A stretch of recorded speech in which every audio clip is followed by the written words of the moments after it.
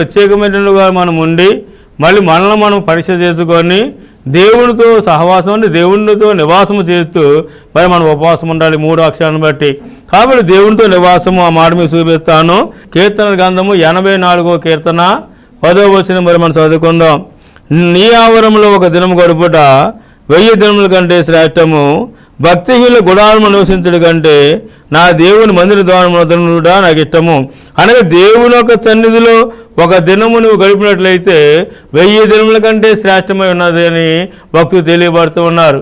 ఈ 84వ కీర్తన చూసినట్లయితే ఆధ్యాత్మిక జీవితంలో మరి మనము మందిరంలో ఉన్న ఒక విలువ, మందిరంలోని దేవునితో నివాసం ఉండేటువంటి విలువ, మందిరంలో గడిపేట గొప్ప ధన్యత, మందిరానికి వెళ్ళడం వల్ల కలిగే ఆశీర్వాదాలు ఏమై ఉన్నవో ఈ 84వ కీర్తనలో పరిపూర్ణంగా భక్తులు తెలియపరిచారు.